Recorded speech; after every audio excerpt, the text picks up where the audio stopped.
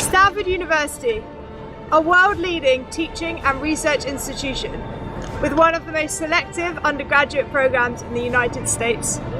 Positioned at the center of Silicon Valley, Stanford University was founded by Leland and Jane Stanford in 1885, in memory of their child Leland Stanford Jr. Tourists flock from all over the world to catch a glimpse of this immaculate campus. However, below the surface of these pristine trees and sandstone walls lie secrets and scandal. Today, we will uncover the shocking truth behind the real story of Stanford University and what really happened to Leland Stanford Jr. on their fateful trip to Europe in 1884. Investigative journalist Katherine Johnson has spent 30 years researching the death of Leland Stanford Jr. She believes the real story of his sudden passing is still to be told. An album of photographs that lay undiscovered in the Stanford University archives for over 100 years has come to light. These remarkable collection of images, shown here for the first time on television, captures a first peek into the true story of Jane and Leland's only son.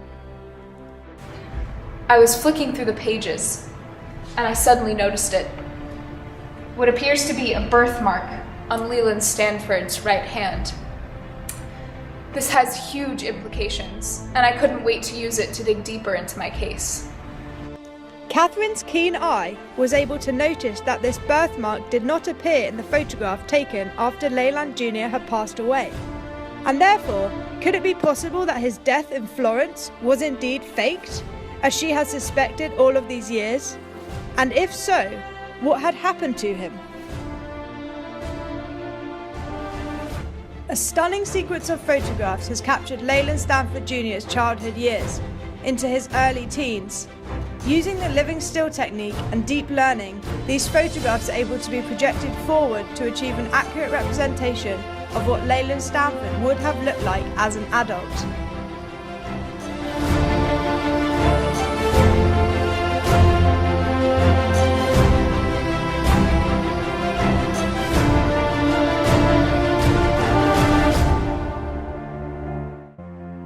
It's absolutely remarkable what we can see here.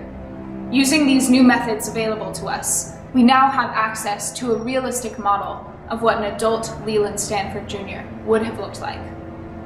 This, combined with the newly discovered birthmark, have truly transformed my investigation. It was suspected that Leland Jr. would want to return to Stanford University, and so portraits of all students, staff and visitors were cross-referenced to this projected model.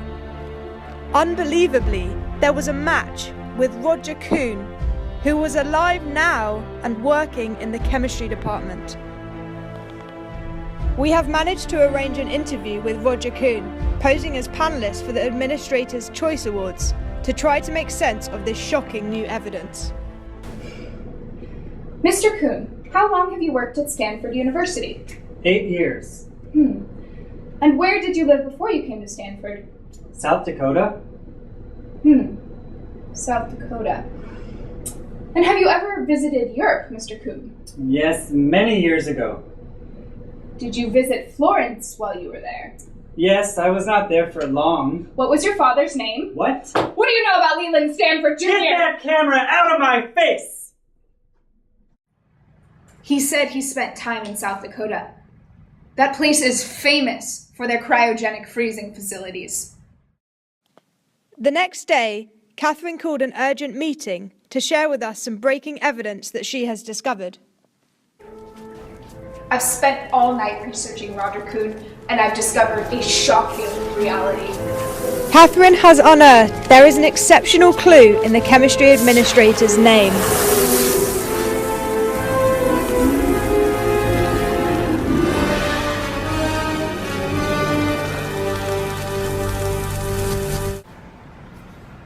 So the dots have connected.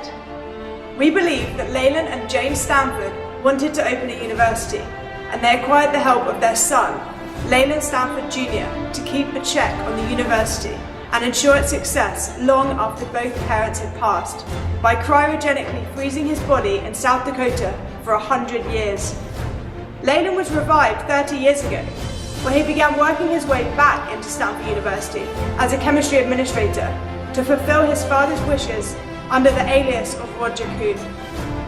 It has taken nearly 30 years and several full investigations to finally unearth the truth of what really happened to Leyland Stanford Jr.